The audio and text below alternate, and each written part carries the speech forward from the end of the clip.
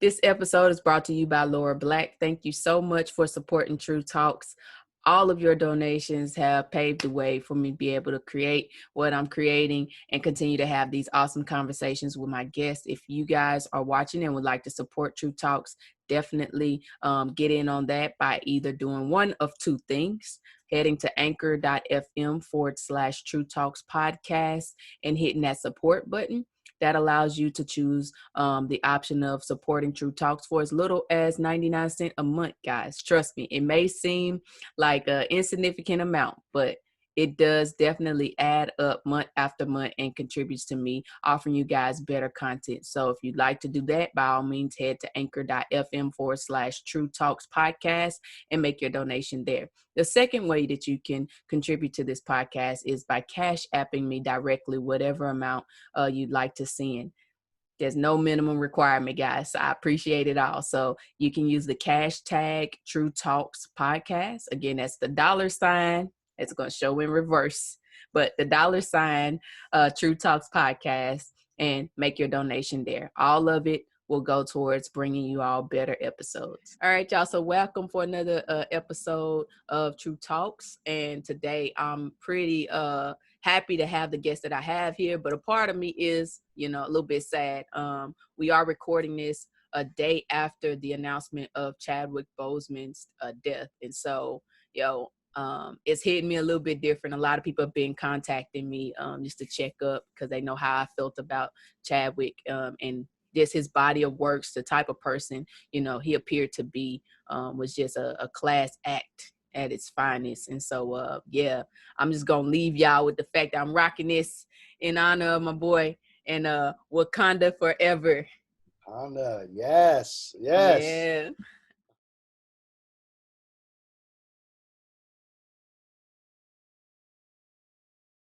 So we're going to go ahead and get into the discussion with my boy, Patrick Chappell. This has been long overdue, and I'm super pumped to talk with him today. So welcome, Mr. Patrick. Yeah. It's finally here. We did it. We did it. Right. That's always the challenge with hosting a podcast of any type is people don't realize, like, getting guests and to commit is just like a ping pong back and forth. It's wild. And that's the wildest part. Like, yes, the editing and the, and all the graphics and all of that, that takes people time to create, but like just simply getting people to convene and sit down and chat for even an hour can sometimes be challenging. Yeah. So I'm glad we're doing it. Right. And during a pandemic at that, so it looks a whole lot different. Absolutely. How are you adjusting, man? As someone who loves meeting up with people just to have coffee, like, right. How are you adjusting to the isolation? Yeah, I would say, like, in the beginning, it was rather challenging. I think that's true for everyone that I know, that it was just a really challenging time, just because it was so abrupt. Like, we didn't like ease into this. Like, there was no anticipation to what we're about to enter into. Like, we all thought that this was just going to be for a couple weeks, some thought, and then it turned into a couple months, and now we're still here dealing with the challenges of, reopening and remaining closed. And so it was early on, it was very jarring and challenging. And you're exactly right. So for me, like, I just kind of, I'm quick to pivot and quick to try to discover new ways to engage with people. And so one of those new ways that I did was, doing this, Zooming with people and FaceTiming people.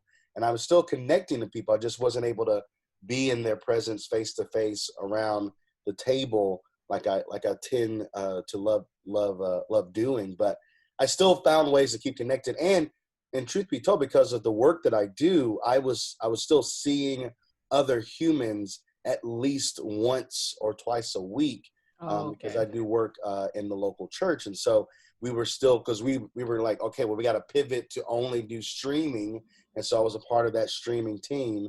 But even then, it was like the same, 4 or 5 people that I was seeing. But at least, like, I was able to, like, exit the home just for like a few hours to do that. But then pretty much when we were in serious lockdown, I was just Yeah. up here in the place Yep. watching all the shows. Trying to make it work like everybody Yeah. else, man. Yeah. Realizing like you realize the bigness or smallness of your living situation when you're quarantined, right? Like Yeah. you definitely, you feel like you like see every piece of the stuff, all the property or lack thereof that you have. Like, oh, Yeah. okay. Like I really do have more time to devote to this Right, over right, that, you know. right, Or oh right. my God, I had a bonus room and I've What? never been in it. Like, man. Right. Yeah. Oh man. Oh, man. But I introduced you as a podcaster, but you just brought up the fact that, you know, you work at Otter Creek as a college and young adult minister. Talk Mhm. about, you know, what all that role calls for and how it's been critical during this time. Yeah.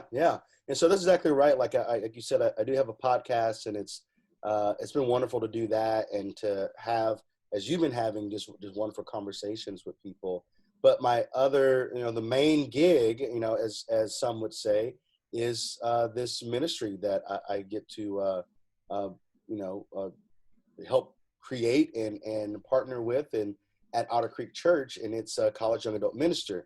And so it kind of is, it's a pretty, you know, it's an interesting work because it's not still in our country around the church kind of whole sphere.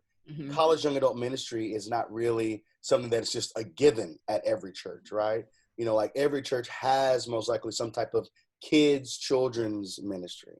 Every church usually has some type of teen ministry. And I would Yeah. say that the other thing is that there's probably some type of adult or at least marriage kind of ministry that is happening at most churches. But a lot of churches aren't really kind of like emphasizing and focusing on this kind of little situation in life from 18 to nearly 40, where people kind of are going through lots of changes in their life, right? Like, so most of the people who are listening have been a part of some type of outside of the high school learning experience, like situation, right? Whether it's a trade school, whether it's a university or a community college, whatever that may be.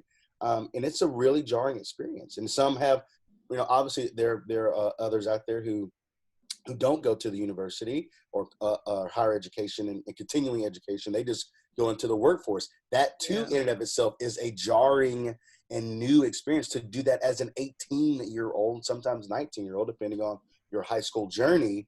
And so I'm kind of this person who has tried to create this space for people who are in that kind of age and kind of in that space in life, like where you're discovering truly who you are, what your gifts are, what your talents are, what your passions are, and trying to help you like discover that through, the grace of God, like discerning that. And then, okay, how do I now use this to not only be this blessing and presence to the community that I'm in currently, to the city that I'm in, to the country that I am, to the world that of course we're all in. So that's Yeah. the work that I'm up to. And so that work is interesting because it's also like herding cats, college students, and then this Yeah. kind of post-college young adults. And then you have young marrieds that I'm also kind of overseeing. And even in young marrieds, there's just a bunch of kind of things in that, right? Or even Yeah. in young adults, right? So there's people who are married, people who have kids, who have no kids, people who are, got their first career and landed and going well, and who are still, at 24, 25, still trying to like figure out what is it exactly that I want to pour my time and effort into. So Yeah. you've got all of that. And I'm here You're the trying to man for the job. I'm a man who is doing the job. I'm not Right. sure. Right. Some days No, you're are for better the than job, others. man. You're for the job. Listen, if y'all go and check out his podcast and see how relatable Patrick is, you'll know it comes with ease to be in that role. And I'm sure that others can attest to that. Thank Um, you for that. I love how familiar you seem with newness. So like a lot of people had, I'll give you a case in point with this COVID-19. A lot of people have really been struggling with making adjustments, limiting social activities, finding things to occupy their time. But you seem to really welcome all types of newness. In fact, like one of the episodes I tuned into of yours was with Brittany. I can't remember her last name. Yeah, Brittany Pascal. Yeah. Yeah. And I had to write down, I got to get it right, a piece of your quote, because I love the way you worded it, but I want you to expound on that. You said there's a newness that is always trying to break through. It's jarring. It's uncomfortable. And I'm like, that's key. Realizing how uncomfortable things that are unusual, because it is new, it's foreign to us, much like COVID-19. It's novel virus, coronavirus. And so it's new and it's very uncomfortable. It is jarring in the literal sense, but essentially what you're saying is it's necessary in order to grow. How do you get that familiar with newness and accepting that? How, man? How? Yeah. Oh man. And It's thrown on you the same way it's thrown on us. So what? Right. Come on, man. Yeah. I mean, that's a really good, man. I said a really good thing. That's interesting. That's good. Yeah. So it's, yeah, I think the way that I have become comfortable with it has been through lived experiences, right? Like that was, so, okay, a great example I can potentially link to this is growing up, I grew up in Chattanooga, Tennessee, and a single parent home. It's just my mom and I, and we were nomads in that city. And Chattanooga's not even that big of a city, but we moved a lot. Like we were in different apartments and different, duplexes, and we just moved around a lot. And so I had to, it was almost ingrained in me that like packing up and moving and being in a new space and trying to figure out this new school or this new community that we're going to be living in was just something that as a child, like I had to get used to. Whereas like, I know a lot of my friends and people that I know, like grew up in one home. Like this is my house that I grew up in from a baby to 18. Like that was not my life. And I'm not saying that there's something wrong with that life. I'm just saying like my journey was involved in disruption and movement and newness often. And so I had to either, figure out how to exist and thrive in these new environments or it would have been a real struggle. And I'm not saying that is true for everyone. If some people who find themselves moving around so much never find, peace and never feel settled. And so that's always an interesting thing because everyone experiences life differently. Even though you can give people the same kind of experiences, they're all going to live them out quite differently. But I do think that newness and disruption and those are just things that are necessary for any kind of growth. Yeah. I think if we're trying to grow, that newness and disruption and uncomfortability is just a part of that. And part of it is, it's like, for me, especially when it relates to, when I think about everything that's happened with COVID, coronavirus, Rona, whatever we're calling it, is okay. I cannot control the fact that this is a thing. Like I cannot control it. So what's gonna be my response in this moment? I can either try to be creative and still live each and every day to the absolute fullest that I possibly can, because I know, as we were saying, earlier here with Chadwick and with Kobe and with John Lewis and with so many others who have left us this year. This life is precious. This life is temporary. And so I need to do everything I can to live this day as full and as best as I can. And so that's always been my in the back of my mind, is that I understand this temporariness. So it's not to say I don't have bad days, not that I don't have rough days, not that I don't have days where I'm just super mad or sad or whatever, but I'm trying my very best each and every day to live in whatever newness that's out there. And just like, okay, how can I make this into an adventure that is a memorable one, that I feel like, man, I really did something that was worthwhile today. And that was full of connection in life. But I don't I know. I don't know. appreciate that. Yeah, Oh I yeah. relate to that 100%. The same, because I've never spent more than 2 years at any school Mhm. that I've been to, but that was mostly due to me trying to find better. The school systems Right, that right, that I right, was zoned for, man, was just crappy a lot of the right. times. And so my mom always, if we did move to a different location in Nashville, then we try to find a better school. And so that's Yep. how I ended up at Nashville School of the Arts. But it Mhm. still resulted in me going from Tom Joy Elementary first to 3 years. That was actually the longest time I spent anywhere, because I Right. made it to a third grade there. And then I went to Gateway for 1 year. And then I went to Jerry Baxter for 2. And I didn't even finish the second year at Jerry Baxter, man. I was homeschooled after that for 2 Oh years. man. And then I went to NSA. And then I didn't finish the 2 years that I had left there. I went to Station Camp. And it kind of boiled over into Right, college too, because I actually, started and finished at Vol State for my associates. But then right. beyond that, I started hopping around to different colleges. So I'd spend a year here, a year there, then completed at Belmont. And so I think people who do jump around in that sense do gain some sense of adaptation to them that Yeah. most can't relate to. And it also kind of makes you build the fundamental home as something that's internal versus Right, associated with a physical location. right, Because I right. always say that, if I have a physical home, it's the one in East Nashville where my grandmother, mom, and aunt, cousin, brother were, but I can live anywhere. Right. Yeah, Make a home, exactly. Exactly. because the home is really the people that are around me. And like having lost Exactly my right. grandmother, I view that a little bit different, because this don't feel necessarily like a home completely, but because she's missing, something's missing. So like, That's right. Yeah. yeah, as long And as I'm able to have that around me, I think a home can be anywhere. and I think that people are starting to understand that more these days, because we are, we used to be so location and space bound, where now Mhm. we're like, okay, as long as I got my people here, like this is home. Like no matter where my mom lives or my aunts live or my godmother, as long as I'm with them, like I feel there's a sense of comfortableness and homeness and love that, yeah, this may not be the physical space that we like, had this memories of playing dominoes or playing spades or watching, the game on TV, but Yeah. we're still like, we're still doing those things just in this space, and that's okay. Yeah.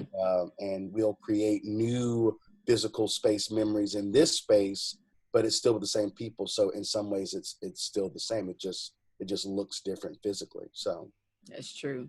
yeah. And I love what you had to say about, having your days of good and bad. I think we all are experiencing that in a way like we've never had to, at least this generation, Yeah. given all of the incidents we're seeing with police brutality, the social outcry, protesters taken to the street during a pandemic, and it's like, whew, that within itself is a whole nother conversation. But I think what's key is something that you said earlier, staying connected to people and God during this time is really what's going to keep you Yeah. in those moments. Yeah. We have guys, we've suffered many losses. And I don't know about you, Patrick, but are you noticing like the people that we're losing that's quote unquote on celebrity status, but feels like the most relatable to people because Right. they feel like less of a celebrity, more of a humbled person that just didn't lose their way? They seem to be the best of the best, man, and it's hitting hard. You mentioned some earlier. You said John Lewis, which that brought me to tears, man. Everybody was calling and checking on me then and Yeah. sending me messages because they know like John Lewis is somebody that, I completely admire his activism. But we had ctvivian, we had, Yeah. That's right. Regis, man, come on. Yeah. We're in the field of entertainment, at least trying to break into it. And Regis has paved the way in so many different Absolutely. fields. And then you had a Mandela to pass, his daughter, Nelson Mandela's daughter, I think it's Zindi. You had Little Richard, man. We had now Chadwick Boseman, Kenny Rogers, Kobe. I think Kobe set the tone, man, because that Right. was That was the first of more the than year. just him. Yeah. Yeah.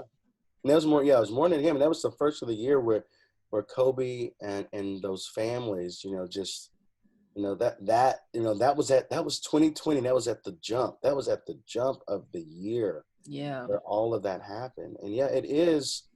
it's incredibly heavy because, and what makes it, I think, especially hard. Mm-hmm.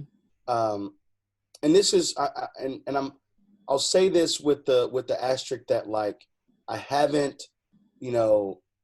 done a thorough research on, like, all of the Black celebrity deaths and all the deaths of Black bodies in the past 20, 30, 40 years. Okay. But what I've noticed about this year that makes it even harder than it already is.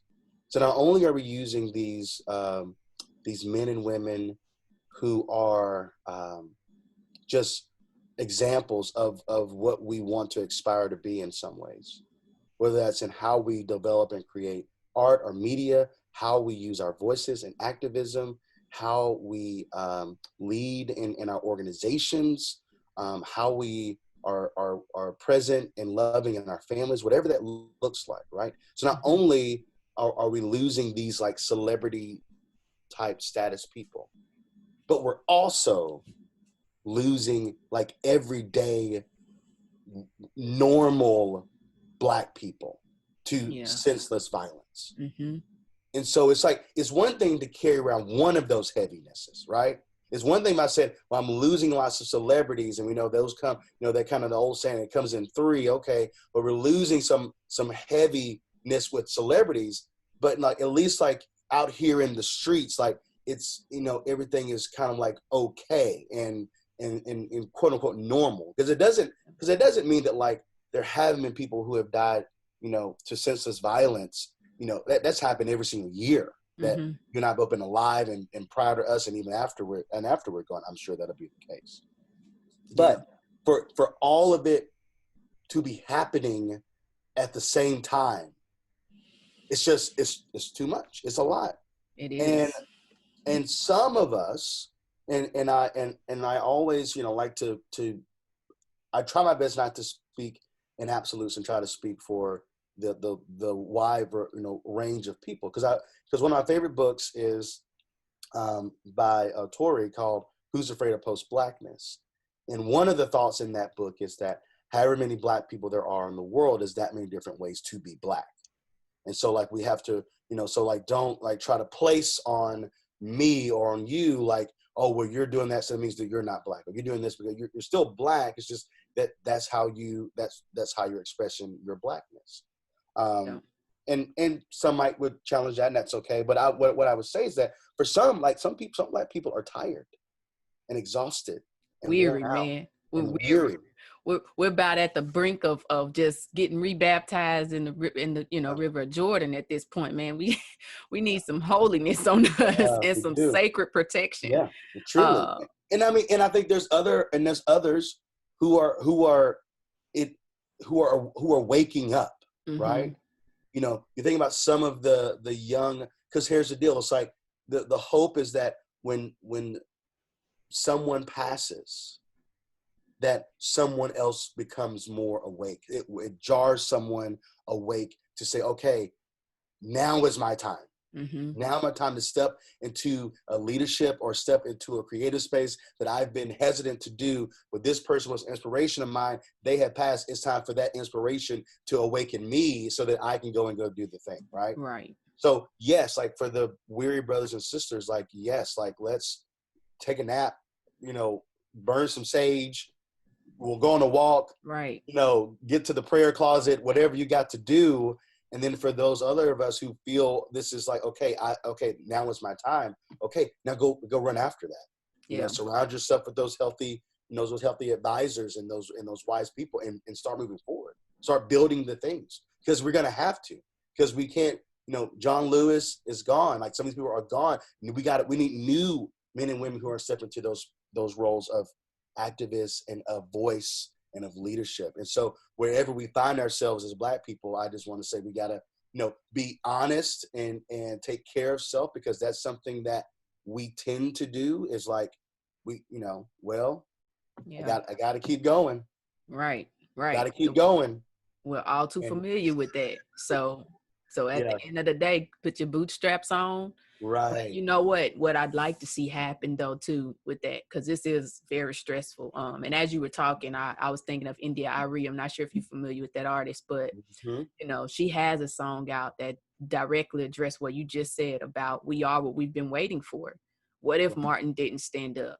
You know, what if Rosa didn't sit down? What if all of these people that we continue to give, you know, this acclaimed acknowledgement to didn't do the things that they felt called to do or took the time out to acknowledge and try to fix? What if they never did that?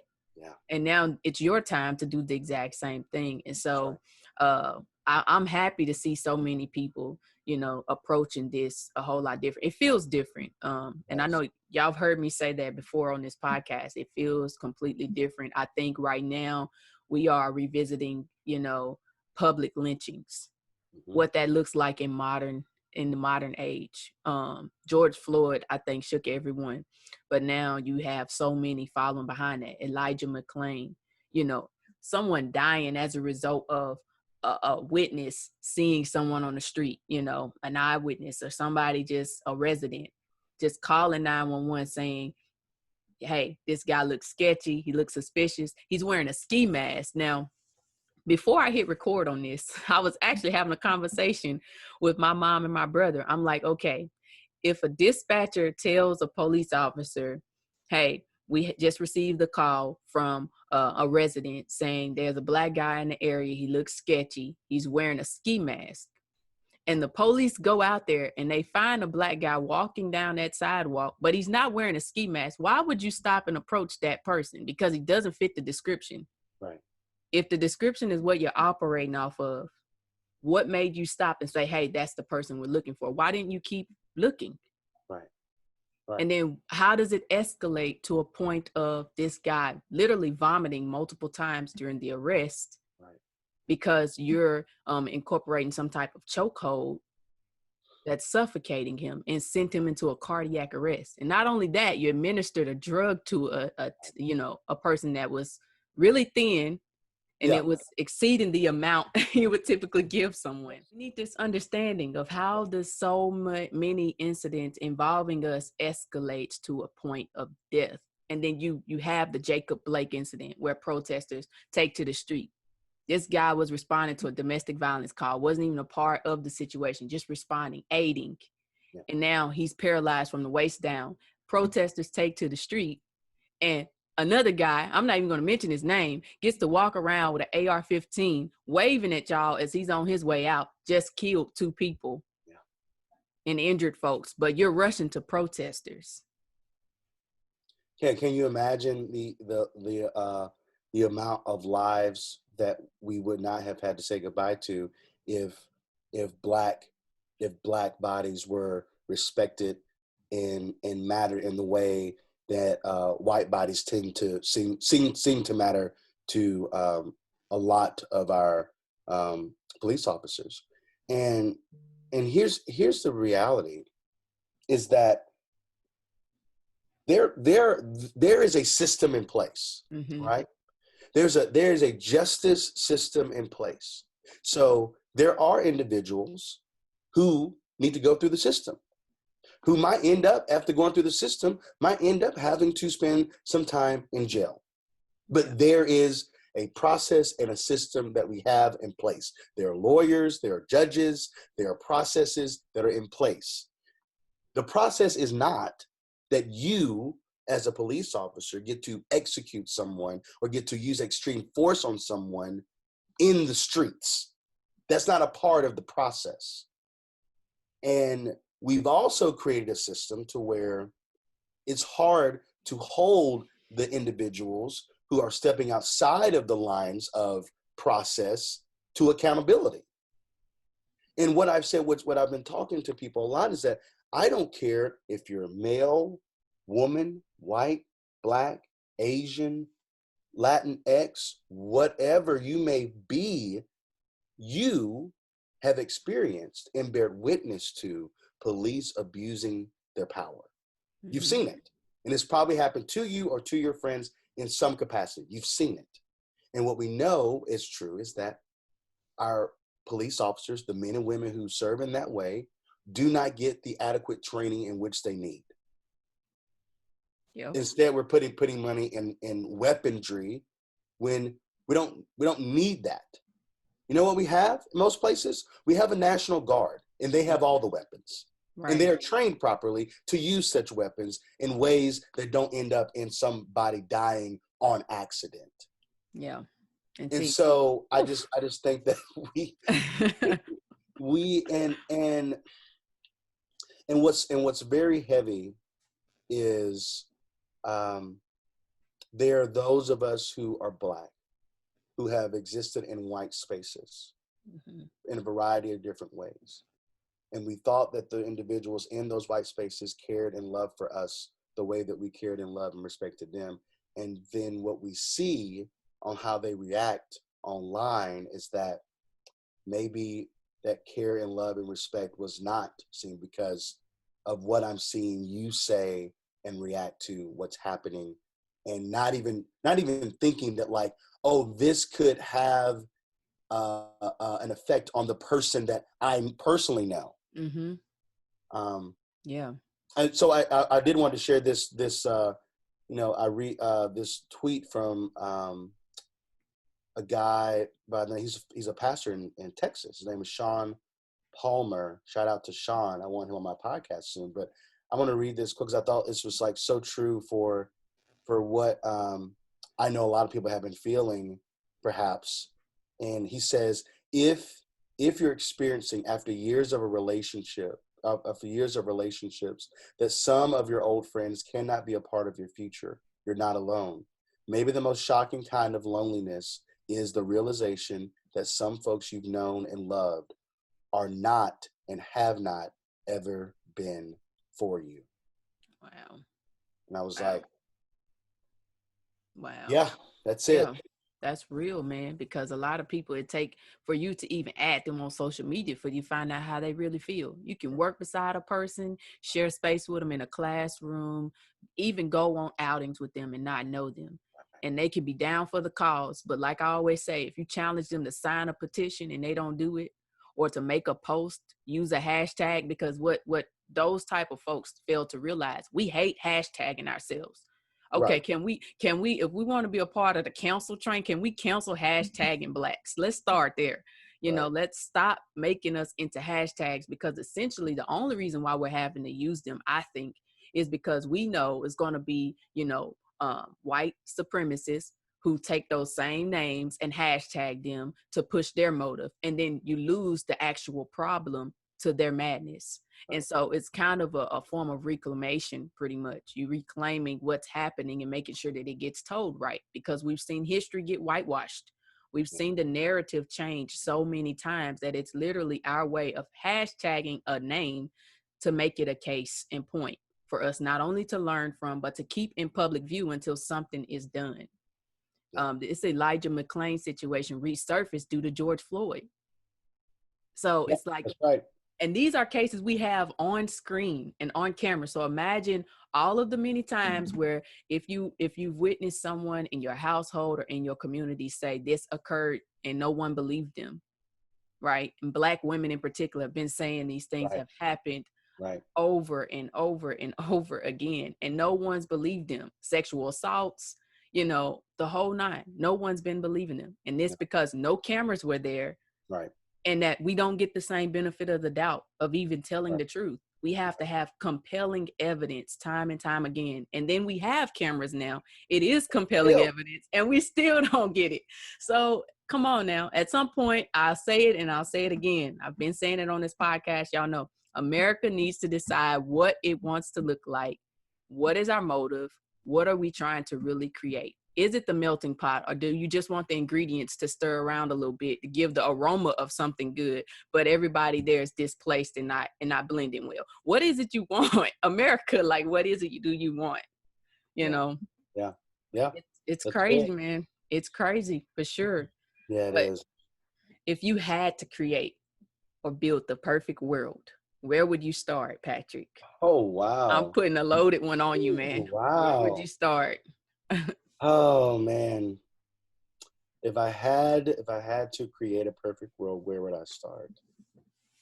I think in the creating of a perfect world, I think I would have to start by you've got to have um, all of the voices have to be present at the table and have to have not only a voice of input, not only a voice of influence, but a voice of decision. Like how we build this thing, what you have to say matters, and it will help us decide on how we build and create the new thing. And so for a long time, it's like if there's a bunch of guys in the room trying to make a decision on what is best for females. Yeah. No. And the same is true if you had a bunch of females in a room trying to make the same decision on what's best for males. And so I think we've got to get to the place in the creation of a perfect world is that all voices are represented.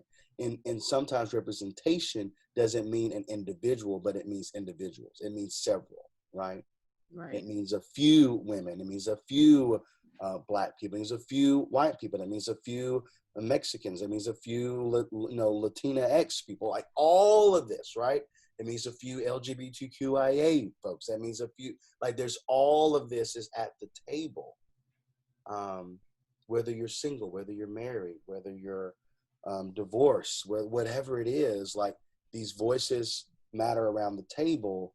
And I think that's a good starting place because what we know to be true is that we love to think that all of us are created equal in this country. And what we know is that that's not true.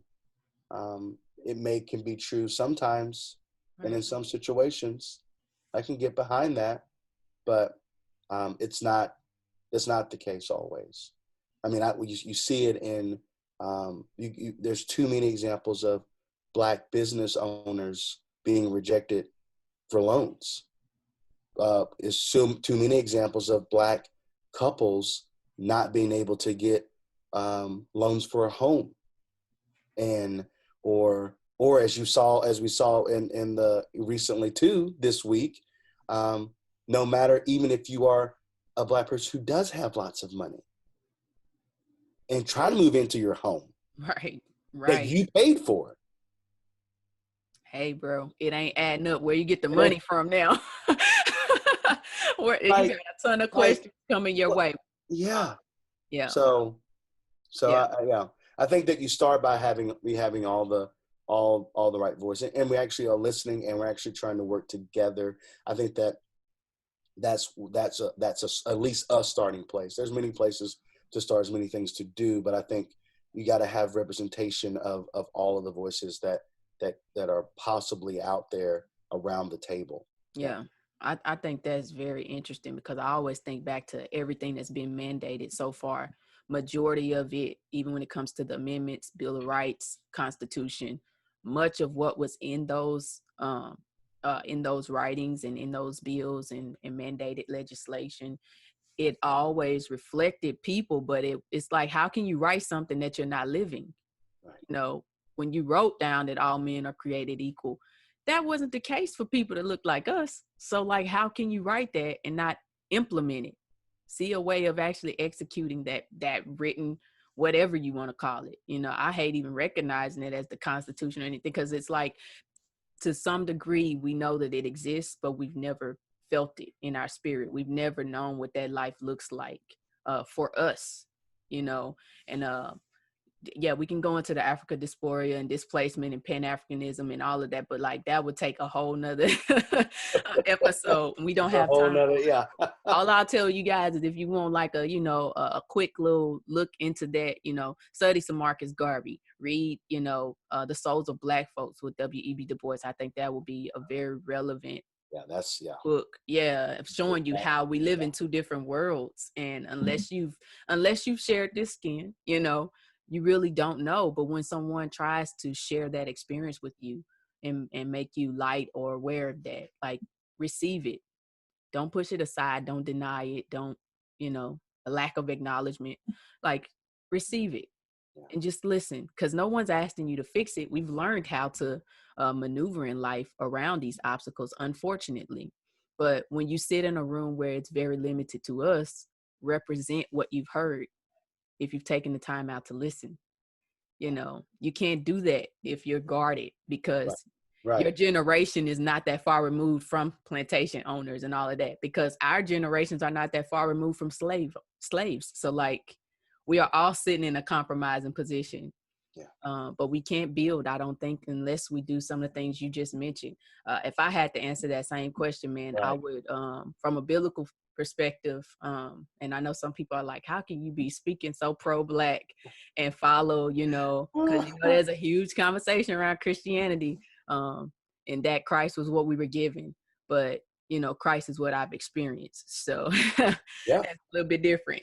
It goes along with we were given chitlins, but hey, when we ate them, something happened that changed our mindset. It's the experience, the way we relate to Christ. You understand? The way that he appears in our lives individually when we actually do work on that relationship. And so for me, when I call out the name of Jesus Christ, some things happen. And so for that, I will die, relying on that name, regardless of who tried to give me what version of him. Who he's shown himself to be is quite different and unlike what slaves may have had learning from their plantation owners. But what I say is, and I agree with you. Like, I mean, I definitely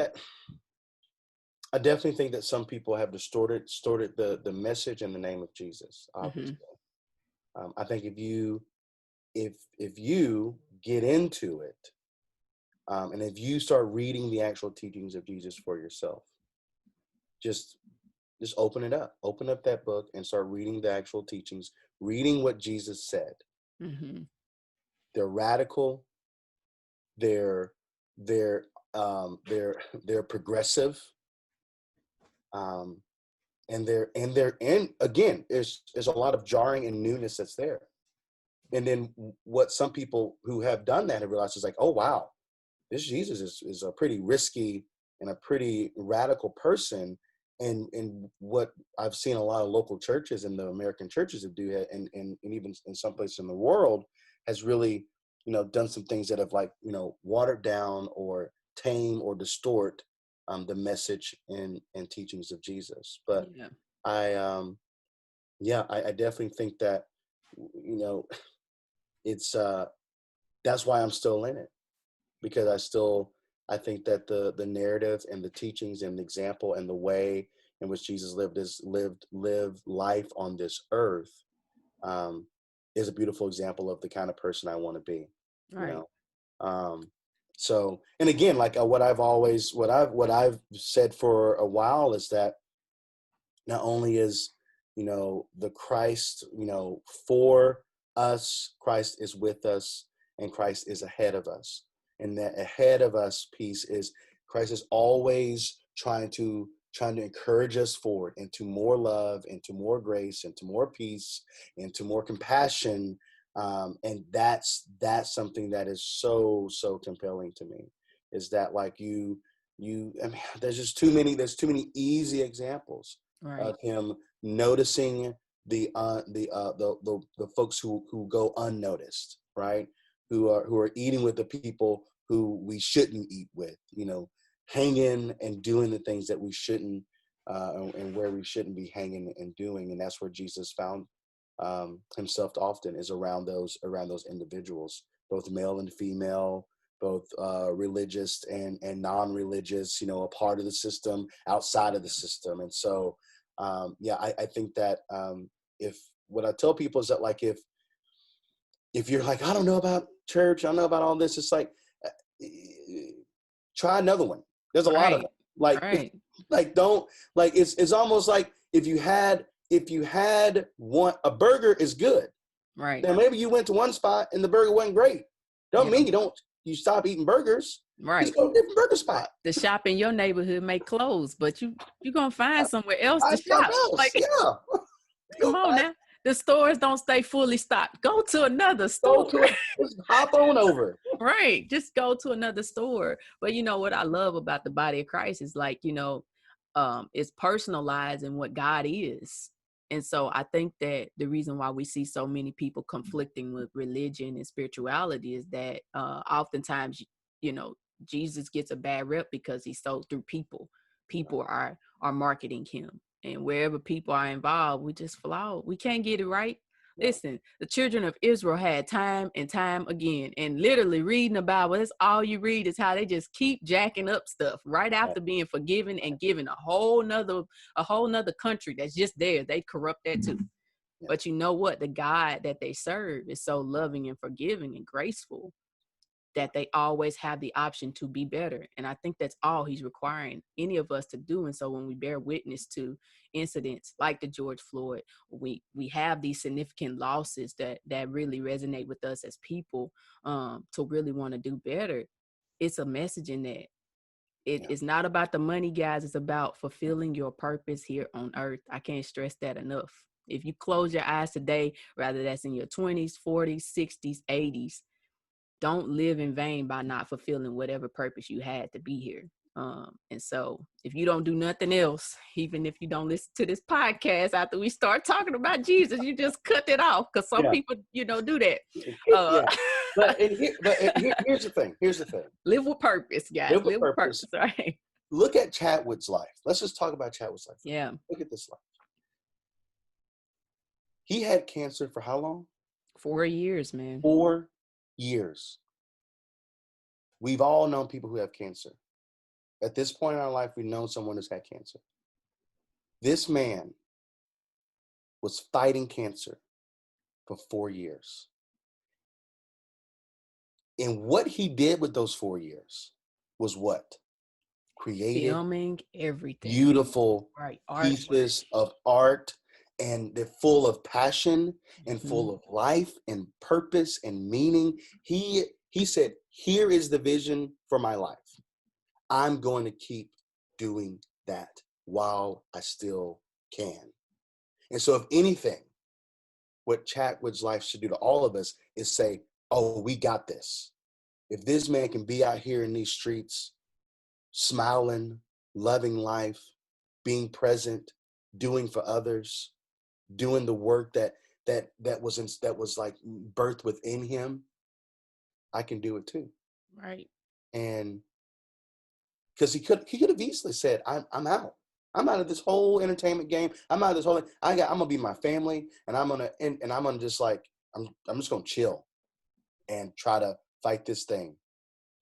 Yeah, he could have.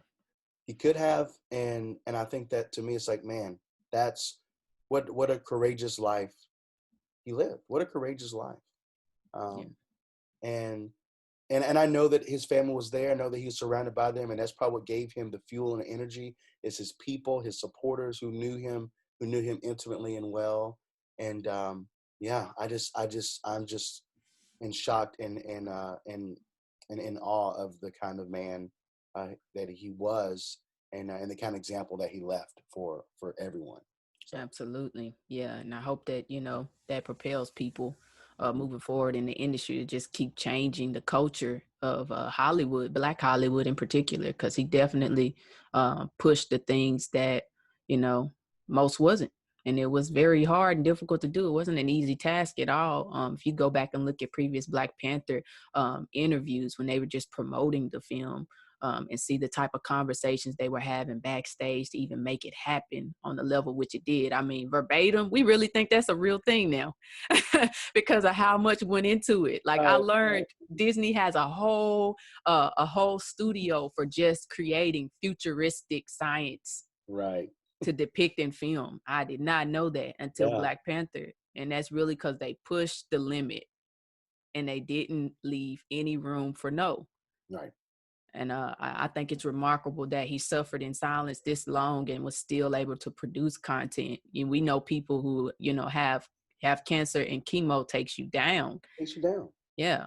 It makes you tired. It makes you feel like death is what I've heard, because literally, if you look at what chemo is, it's literally bringing you to a point of near death in hopes of killing those cells off. So when they bring you back up, it'll be gone, hopefully.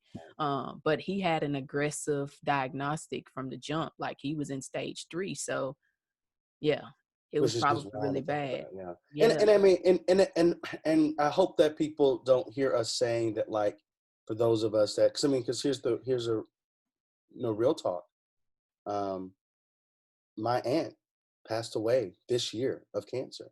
It was Wow. her second round with fighting cancer. We thought the cancer was gone, and it came back years later, and she just it was too much. It was too much, and she passed. And I had to perform her graveside funeral because we had to do it outside because of coronavirus.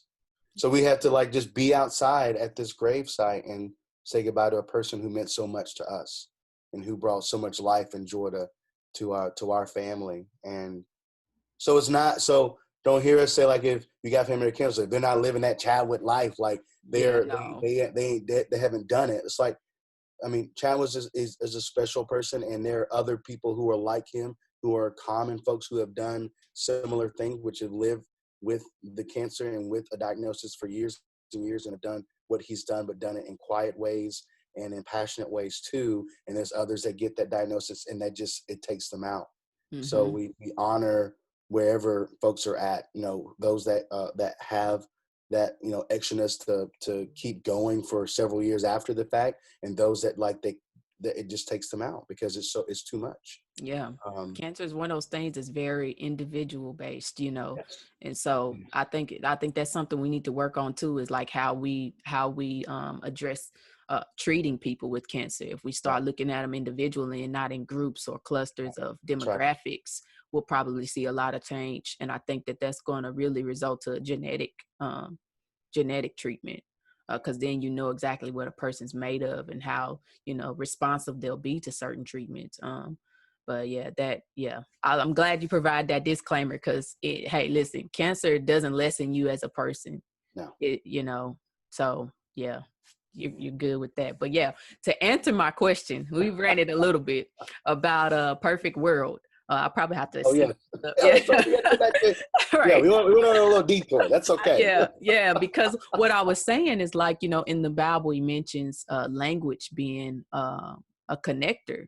And so we saw that kind of, and I think that people gloss over this in Genesis, where he talks about, people, language being able to disconnect people. It's like one of those first things immediately. If I had the actual scripture and verse, and I may put it in the description, basically language can split people, and so if I had to build a world, it definitely focus on not only having a language established, but it would look like all of the people that are already there, so if I bring people into the world and they don't speak English, because I speak English, I'm not going to put that on someone else. I'm going to learn their language in hopes that they learn mine, and so that no one has to wonder what's being said or done around them, or can't, read messages that we put throughout the world because it's in certain languages. We'll make sure we incorporate that, Mm-hmm. because language barriers are something that can really give way to some of the oppressive things we've seen in this system. Because we still, to this day, guys, have people that are very illiterate. So sometimes it's not even not knowing the language, it's just not even being able to comprehend it. So we have to establish a base, is what I'm saying. So Yeah. that would be my perfect world. But I'm not going to hold you too long, Patrick. That's all right. Yeah. I have one more question for you. Yeah. Post-COVID, what are some things you want to see continue? Oh wow, that's a good question. Post COVID. Um. Whew. Got to make it count. This is the Yeah. last question I I got know. for you, Well, I man. gotta, post COVID, things that we've done that I want to keep, like what we've been doing. Or things that have came out of this COVID experience that maybe people forgot about, because there's been a rise in board game sales, Right. sales, and like drive-through theaters. Yeah. I think one thing that okay, a couple thoughts come to mind. We'll see. We'll see if I can come up with three things. I'll start with the first one is, I love how much this has put us outside. And I think that we have disconnected ourselves from nature A lot of us, not all of us, a lot of us. And I think that if anything, what COVID has done is said, you know what, we need to get back into nature. And there's something beautiful about being in nature. Nature is wonderful. It's beautiful. It's grounding. No, like literally and metaphorically, it's grounding to be outside. We spend so much of our time in some kind of a box, right? We work in boxes. We live in boxes. We drive around in boxes. Then we go to other boxes to work out because we've been sitting in these other boxes for too long. Our lives are just box filled. We get educated in a box, right? And there's a lot of, kind of different means you can look at that. And then it's whenever we go camping, whenever we go hiking, whenever we go, sit at the park, throw the frisbee, throw the football, ride a bike, whatever, we feel a certain way that we've never felt before. Yeah. Because I think what COVID has done is just said, hey, we got to get outside because the outside is safe. Whereas much of our lives have been done inside, whether it's entertainment or work or any kind of experiences. There's a lot that are indoors. So I think that being outside has been great. So I love that. I hope that we keep that outdoor spirit, going after we're done with COVID, whatever that looks like, right? Another thing, honestly, is I am glad that we've made masks okay, because why I wasn't wearing a mask in the grocery store, I don't know. Because now that I'm wearing one in the grocery store when I'm going shopping, I'm like, yes, because folks are up in here and I don't know who these people have been. Right. Actually, I'm glad that we've been wearing masks in the grocery store. It's like, I feel way safer in there. Yeah. And I can go to the grocery store in peace. I put a hat on, put the mask on. You don't know who people is. Like, who is that? Oh, that may be Patrick. I don't know. Yeah. So I'm kind of okay with the mask life. So I hope that we can.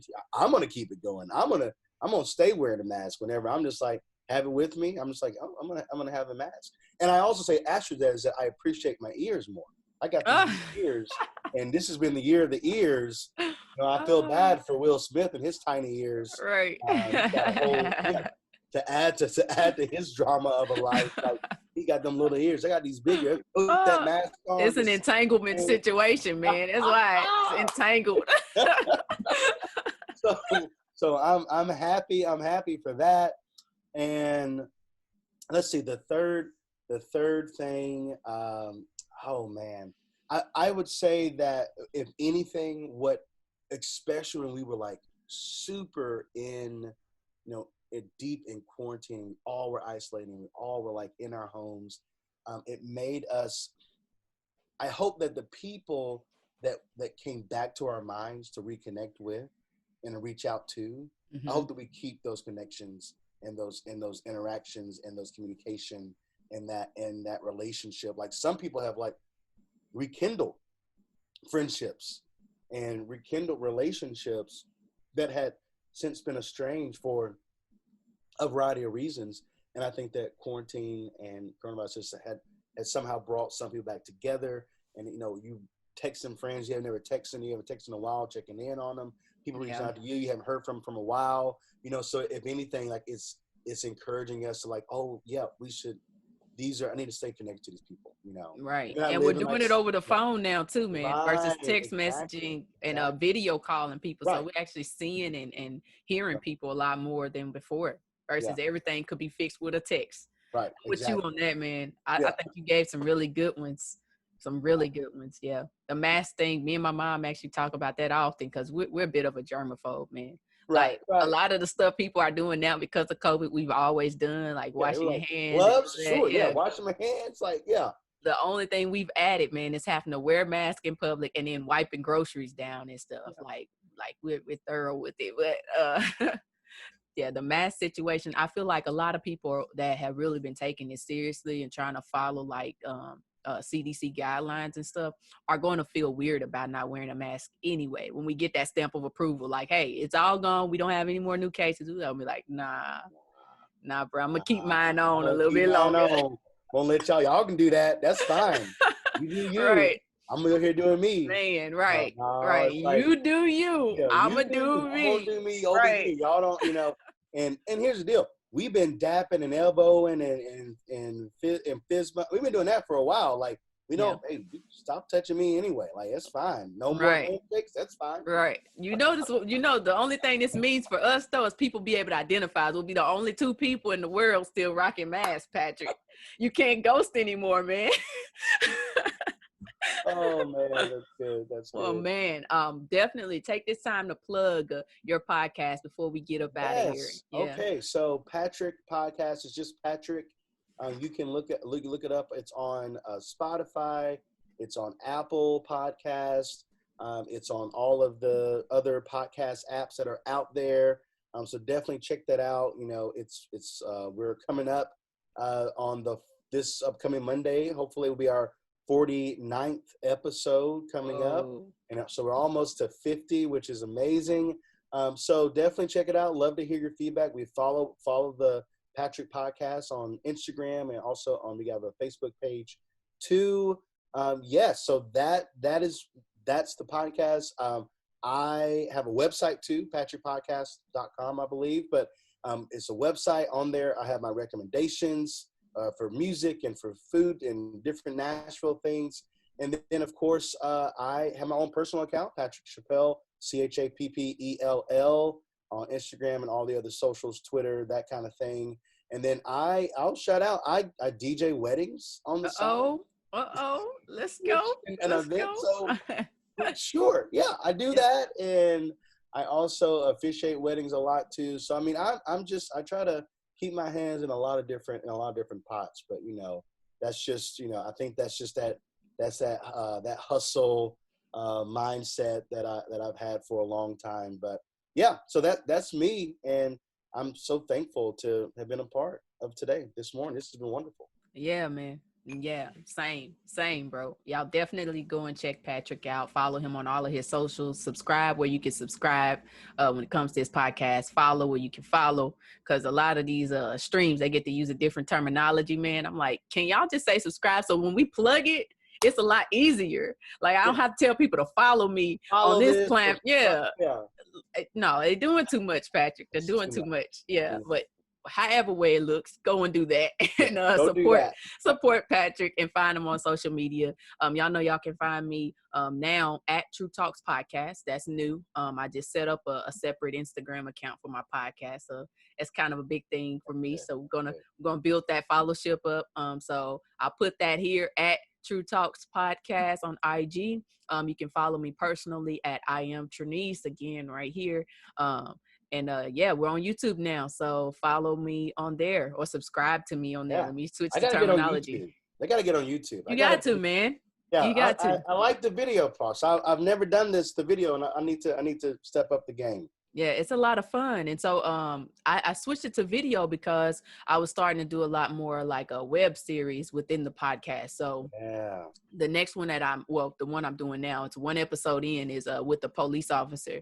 So like a lot of the conversations we have on a social level, like what we did, I like to, welcome someone a little bit more credible than you and I. Like, our experiences can only take us so far. Absolutely. And so the opinions and stuff that we have, like sometimes, we can build even from there, so that when we do feel that outrage, we can start making some legislative changes if we're having conversations with people who are already in that position to kind of shed light on things we don't know.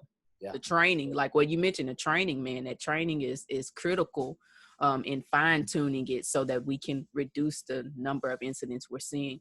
And so, if y'all interested in that, check it out. The first one's released. I believe I titled it TruTalks with Officer Andrew, and it's like hashtag Black Lives Matter, but I'll post a link to that in the description. So just tap that and you'll be able to go to it. It gets released on a monthly basis. Don't hold it to the date though, y'all. Because I'm Black, like, let me tell you, that CP time is gonna kick in. I'll consider the month the whole month. So I could have posted it 2 weeks before of the last 2 weeks of the previous month, and it'll be out like the first week of the next month. So it's still a monthly release, y'all. Right. Yeah. Don't be texting where it at. No, don't. Right. So it counts. When that month change names, that's when it'll get released. Let me put it that way. Right. But so the next one, I'll go ahead and tell y'all, will be focused on the George Floyd incident. We're actually going to review that together. So y'all definitely check that out. And like I always leave you guys, be blessed in every day that God gives you. Your life is full of purpose. Until next time, deuces. Peace.